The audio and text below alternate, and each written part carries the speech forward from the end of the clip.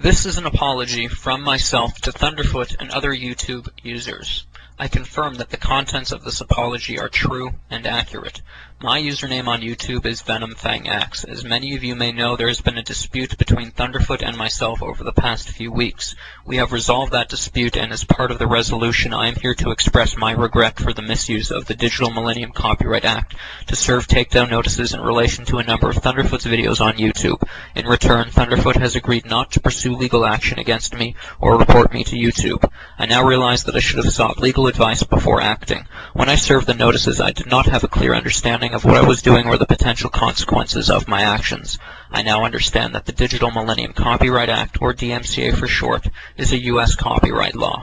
A DMCA takedown notice is filed under penalty of perjury, and filing a malicious or knowingly false claim of infringement is a criminal act in the United States.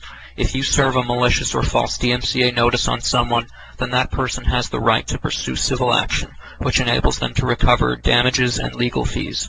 These are potential legal consequences of misrepresentations in a DMCA takedown notice. Filing a DMCA is a legal right, but it is inadvisable, as this apology demonstrates, to file one without first knowing what you're doing.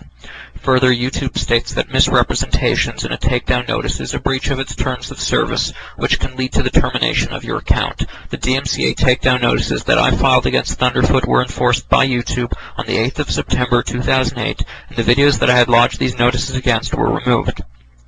As a result of Thunderfoot's counter notices and the fact that I did not take legal action against him, the videos were reinstated on the 1st of October 2008. I did not contest these counter notifications, as I did not have a valid copyright infringement claim and I was wrong to have served these notices.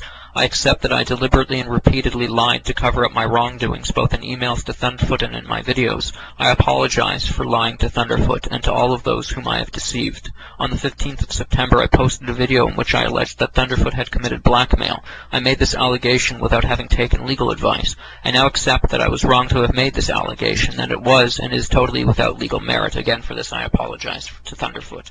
On the 17th of September, I speculated that Thunderfoot had maliciously disseminated my personal information, and that this action might result in the death of myself or my family.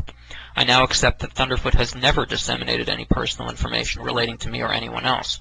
Further, I accept that it would have been impossible for him to have done so, as he's only ever received my first and my last name from YouTube, and that he intentionally did not request any further details. I accept that my speculation was an abominable attempt to vilify the character of the man who I had filed baseless DMCA infringement claims against. I apologize to Thunderfoot for this. On the 17th of September, I rationalized that my filing of DMCA notices against Thunderfoot's videos by suggesting that I perceived the purpose of these videos as being solely to humiliate or defame my character. I now understand that this is not an issue of copyright.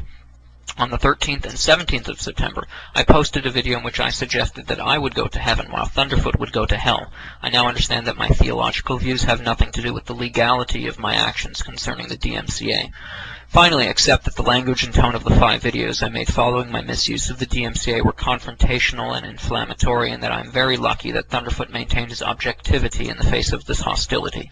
I now accept that Thunderfoot was primarily motivated by protecting freedom of speech from the detrimental effects that misuse of the DMCA can have. See chillingeffects.org.